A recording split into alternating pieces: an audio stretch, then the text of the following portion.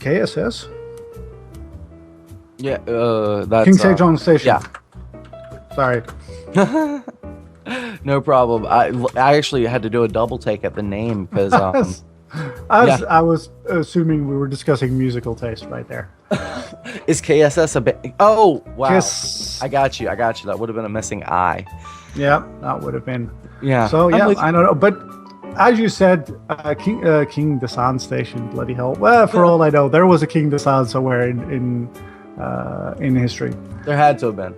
The chances are this happened. It's not Charles or Jean-Luc, but it's a fairly good chance. Anyway, Desan being the map that it is, yeah, it's a wild card. So you lose this map, that's fine. I don't have a problem with that. But yeah, he's got to have King Sejong Station. He has to have a plan. Yeah, I agree. King Sejong Station, personally, one of my favorite maps to play on. I'm a very Ling heavy type user. I like the multiple attack avenues, especially with the rocks that open up like 2 ways into the natural. Then, of course, the third, a little bit further away, you can position your army there. Just a really lovely map. But one thing that you and I discussed offline, or off air rather, is that MaSa really likes his 2/1/1 drops, and we hinted at it briefly, but Daesan didn't get the best chance to showcase that. However, this is the perfect map to show us that. Now, I think we're going to see it. Yeah, well, I'm not going to call any predictions, but if you're going to show 2/1/1, this is not a bad map for it. That being said, this is also then a perfect map to not do it and throw your opponent off. Yeah, true. Gummy layers. Yeah, as a Zerg player though, what do you play on this map? Me? I almost exclusively do fast 2-base muta. I know it's a little bit of an older build, but specifically against 2/1/1, your mutas. And I'm a lower level player, so maybe it doesn't work like this at the highest level, and you don't see a lot of pros doing like 2-base muta, but it seems to be getting the mutas out at just the right time to really contest the drop, especially if it's not perfectly executed, or if you have a really good overlord spread and make them go the long way around the map. But it really depends on the map. It's always going to be map dependent, and that's why I honestly, I don't, you see, everyone knows King Sejong Station, of course, drops are great. That exposed back mineral line in the natural, but because everyone knows it's great, it becomes kind of predictable. It's like what you were just saying, and then what I was saying earlier with the David Serlin article, the Yomi layers, because everyone knows drops are popular, if his opponent might assume drops, over-prepare for drops, so if he doesn't go for drops, he may get more of an advantage than if he did go for drops. Is that... It's mind games within mind games within mind games, circles within circles within circles, man. Illuminati. Yeah, and at that point, you have to ask yourself, how often have these guys played together? Now, I can't say for sure, of course, on ladder, because both of these guys practice on all the ladders, I'm assuming. TLO, of course, going to be on EU mostly, and a little bit on Korea, but he's got to go to AM every now and again. And the same for MaSa. You can't just play in NA, especially insert joke about NA ladder here. But how often have these guys faced each other? And you look at the amount of times they have actually in official tournament faced each other, and that's not a lot. No, they don't really face off against each other. Go ahead. So yeah, how often are you? How many layers are you going to have if you haven't played off against each other that much? Yes, you can see each other's replay. Yes, I'm assuming at least these players have studied each other's style. But how many layers of the onions are we going to have here on King Sejong Station for Game 2 between TLO and MaSa? I have no idea, my friend, but it is going to be an exciting game either way. Now, while this game's getting started a little bit, Marsh, we have a question from the chat specifically for you, coming from StarSense. It is from Marticalism. He wants to know, what kind of crafts is your wife working on in the background? It looks like she's really having fun. I don't know, man. I don't know. She's chilling out in the back there. I haven't actually. Should I check the? Is she wearing clothes? Yes, she is. She's wearing clothes. Question. Don't worry. Don't worry. Anyway, let's take it up to this game over here in the top left corner of King's Angelic Station. There is not my wife. It's MaSa. There is not my wife. I love it, dude. I love it. Here on the bottom right-hand corner of KSS in the blue Zerg trunks, it is my wife, Liquid TLO. Yes. Well, together with TLO lives some 200 kilometers east of me. That means I live in northern Germany.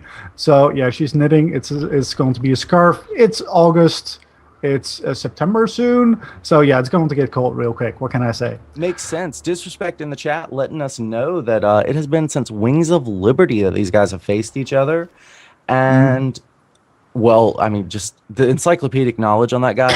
Guys, just so you know, remember we were offering Terran training, an hour of it. This would be one of your coaches. He is an amazingly aggressive player, and he's a Terran. And he pretty much remembers every game ever played of StarCraft ever. It's a great talent to have. It's scary, to be honest. I was asking for a specific invention of a specific build order, and I can't tell you right now what it was, as we do have a Reaper coming in here trying to get a 1 drone kill. Oh, and it could. Oh, yes, he gets it.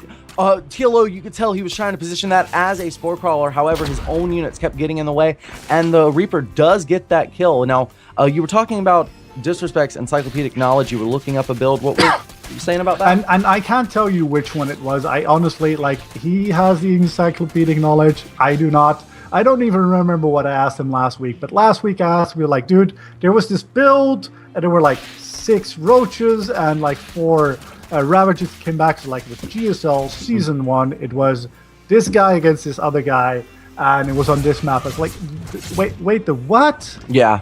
I don't even remember what I had for breakfast yesterday, man. But, oh, good pickup on that Reaper. The Queen getting that last shot, or might have been some of those Rottweiler-sized Zerglings. Either way, of course, let's transition from talking about Disrespect by the fact that earlier he was pointing out the fact that I called this the Beyond build. He said this is actually the Maru build. If anyone knows about Maru, it's that kid. So apparently this is a Maru build that we have MaSa doing right now. It is the 2-1-1. We've got that early 3-minute stim pack. That's really, really aggressive. If you look at this compared to a 3-minute command center, or a 3 command center rather build, the 3 command center build will get that stim pack around 5 minutes 45 seconds. This is 2.5 minutes early, so it's very, very huge commitment. Can you tell us a little bit more about that, Marsh? Oh yeah, the 5.5 minute mark. That's half a minute after this build hits. After this is in your face by that time. At this point, you can have lost the game. This is a very, very strong build, and it's something that Zergs know that Terrans favor. It is strong, and for a long time a lot of the Zerg players struggled against it, and even now if you scout it, you know it's coming, chances of you dying still pretty good. Dealing with this is tricky. As a Zerg player, of course, you drone until you can't drone no more, and then you only build units when you need to, and knowing the timing of this build. As I said, 5 minutes as we have 2 full Madavex flying across, you just build units right before that and nothing else, and hope to Maru that you can hold it. Hope to Maru indeed, man. And looks like this timing is going to be arriving. Now, this is a little bit more of a frontal assault than normally we would expect. However, it's really about that escape path. He's going to clear off this creep, which is already getting pretty insane for TLO. TLO, one of the better players at remembering to spread creep. It's very important in this matchup to have your creep. It's one of the most defensive things you can do. No, you don't need to necessarily make units. No, you don't need to have static defense. You just have to have creep everywhere, and he does a great job at that. Because if you're a Terran player, you're coming in with 2 medevacs worth of units.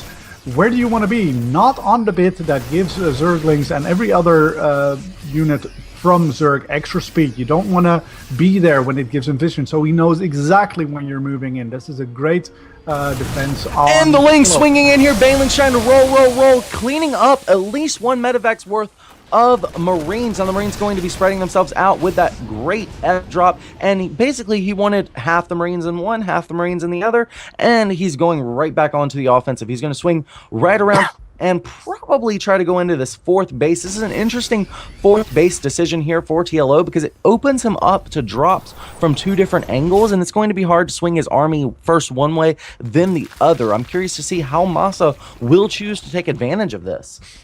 And not only do you have to worry about 1 attack path going into that 4th base, you have that ledge above there as MaSa moves in once again and trying to clear some recruit threat. I don't expect him to move in, just trying to get that queen as well. And the Ling swinging in here, getting a great surround, but there's the pickup. And as Disrespect points out in chat, this is going to be the Widowmine version. This is not the version Beyond popularizes, which switches into tanks. This is more of the in-your-face version, which is the Widowmine. Tanks a little bit more passive. Widowmines, you have no late game. You better end it now. Yeah, and they're also a little bit more RNG in my opinion. Yes, you can get great Widowmine shot. You absolutely can. They can win you the game. If you're not paying attention as a Zerg player, you have all your Zerglings, or even worse, Banelings going over that. Oh, as he does focus that down. Just lovely. Yeah, that was great. Now, that's what really makes this build amazing, is the fact that these Marines, there's just enough Marines here to kill off a Queen with stem, and the Ling's getting a good surround. Baneling's trying to hit, but great target down, and then a good pickup. There is another drop going on here. This is the type of multi-pronged harassment I was afraid of with the bases that TLO has chosen to take. However, these Widow Mines are going to be worth their weight in gold. I wonder if TLO has even realized that they're there yet. That can happen so quickly, so many prongs of attack that you don't even realize it. Now, here is the Ravager build we were expecting from TLO. I know he's a fan of this sort of thing, but it's got a very, very short shelf life against this style of play. Widowmine, Marine, Stem Pack, this 2-1-1 timing counters this perfectly. Very good. And TLO doesn't really have anything to shut down that aerial harass of MaSa, which he now intensifies by putting Liberators out into the field. And what does he have that shoots up? Well, Queens. They're not that great at this. So it's got some Ravagers, of course. Sorry, I completely missed that. Yeah, the Ravager's doing a really good job, but Liberator's just going to pick up and go home. There's a lot of Ravager shots that it actually takes to kill off one of these Liberators. And we've got another parade push coming down through the middle of the map. And this is going to probably be a clutch moment. 7 to 10 minutes is where this build of MaSa's really starts to take off. And it's all about these non-stop aggressive pushes, trading, and there goes the Spine Crawler. Great stem pack. There's more than enough medevacs here to keep these Marines alive and stemming to their heart's desire. Spore Crawler does go down. Link's trying to come in with a good angle, but the Marines are already in a great position against this mineral line, and the Ravager's swinging in here, but the Ravager's going to completely miss these medevacs. Medevacs are going to be swinging in straight here into the main, but spreading a little bit on the low ground as well to disrupt the pathing of TLO, and this is going to be a great Baneling hit, but it's still not going to be enough. The medevac going to pick up, and there we go. He is going to be trying to avoid these Queens, going to pick off an empty medevac, but he almost got a full one, and that was an amazing save there by MaSa. TLO getting torn apart from every angle. However, TLO, similar drone count, worker count, a little bit ahead on the army. That could be due to the Ravagers. And here we go, more Ling swinging in here on the creep. This is huge, but there's the pickup. There's still no anti-air. This is why you would like Mutalisks, but he has chosen to skip the Mutalisks, get the faster hive. The Ultralisk tech is out. He's got the Infestors. He's got the metabolic boost. If he's got a chance of getting back into this game, it is right now, but he is still going to be very, very vulnerable to these drops, Marsh. Yeah, we've got a little attempt at a run by with Zerglings, but that didn't quite work out for him. Has cleared up both of his bases, but what I'm really looking forward are these Ultralisks. These Ultralisks with chitinous plating being researched right away, and the adrenal glands. This can, if he can hold on till this point, he's going to be great. As we have another engagement right there on the third base. Yeah, and the third base, definitely the big. This is where most of the action is happening. If we were looking at a heat map, that's where it would be. But hold that thought, because there is a drop here on the fourth base. This constant multi-prong, but here's the fungal growth. He is going to get a huge army, and there's the Lings and Banelings. Oh my god, there's attacks going everywhere, guys. Got lovely Bane, the fungal growth even on 4 medevacs. I think there were even 5, but he lost one due to the fungal growth. As that brings a lot of medevacs to 2 health and to 50 health as well. Very low, but doesn't kill them. And if you don't kill them, well, they're not quite mutalisks, but they will get back in your face if MaSa chooses to repair them just a little bit.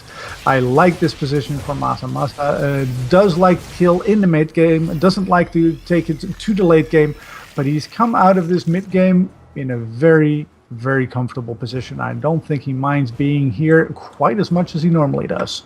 Right, now we do have another starport in production, so I see him switching most likely into a much heavier Liberator tech to deal with these Ultralisks. However, this is going to have a little bit of a timing opportunity, a timing window, where TLO could possibly at least knock out a base, if not take his own base. It's going to depend. Does he take out a base of his opponent? Does he keep his own? I feel like the Ultralisks are a little more of a open map unit, not something you want to try sieging the base with. But we've got a little bit of a Ling attack in between the third and fourth base of MaSa that is going to get knocked back just a little bit. He keeps trying to do these nice little run-bys. And here we go. Here's the main attack. He was trying to pull that army out of position. And there's some great Fungal, some good Ravager shots. And oh my god, the Marine Marauder Force coming in, cleaning up Ravagers, Ultralisks, all melting. Oh my god, I love watching Ultralisks explode. Of course, they don't want to try to run away because everything here with Stem is much, much faster. However, MaSa choosing not to engage that. The creep is right next door. TLO had a little bit of timing before that planetary fortress finished, and with that fungal corrosive bile combo, he was hoping to do enough damage on that bio to push through, but he did not get that combination quite yet. The planetary fortress finished and he was pushed back. Yeah, this is not looking really good for MaSa at this moment. TLO having the more efficient trading, and it looks like this planetary fortress could fall. What TLO wants to do, though, is get these queens a little bit more forward in these battles so he can hit these transfuses. The way he wants to do that, get this creep spread out where they are safe. Ultralisks trying to swing in here with a little bit of a run by, but the Marine Marauder Force already there to preempt that. He is doing a great job swinging small units in defense. I love the little Ultralisk run-bys. You know, if you get them in place, then they do massive amounts of damage. When until that time, not so much. Liberators are going to get supplemented by the Liberator range, or advanced ballistic, it's called. And here we go. We've got a little push off on the creep. This is pretty good fungal growth, and this is going to knock MaSa back. MaSa with about 60 more army supplied than his opponent, but he's not really able to make use of it. TLO definitely ahead on the tech advantage, but not really able to make use of it just yet. He's securing this fifth base, and yet again, MaSa moving out onto the creep, trying to clean some of this creep, keeping it away from the planetary fortress. As the queens want to push that creep forward, MaSa wants to knock it back, but there's a lot of Ultralisks, and great Stem there, definitely avoiding almost fungal. No, I liked it, but now with the amount of let's the rocks fall down. That is going to trap. Oh my god, the Ultralisks coming in here, knocking back this bio ball. The Liberators trying to do their damage, but they are being avoided, chasing all the way to the left. Now the Stem-packed army coming in, trying to take out a lot of these Ultralisks. Ooh, damn. Wiping. This is the magic eraser, as you called it earlier, of the Zerg army, but the Ultralisks still dying. Not quite enough Ultralisks there to take out this bio. This is some amazing splitting here from MaSa. Queen starting to fall, a little bit rough transfuses. The fungal growth going to go off. Oh man, GG.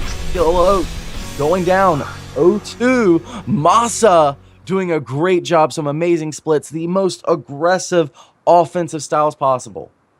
Damn, that was some nice. It just didn't stop pushing. I mean, that was the first 5 minutes, 2-1-1 hits. Yeah, sure, great. Didn't do that much. Pushed a little bit, cleaned up some creep. That's great. That's fine. Almost lost a full medevac worth of Marines. But by the time that happened, there was another medevac there, and it was full of Marines. And when that was gone, he was there again. He just kept pushing. It was great. He saw those ultralists coming a mile away. By the way, if you looked at the third base and those barracks, they were all tech labs, and or they all had tech labs, I should say, and they were all pumping out Marauders.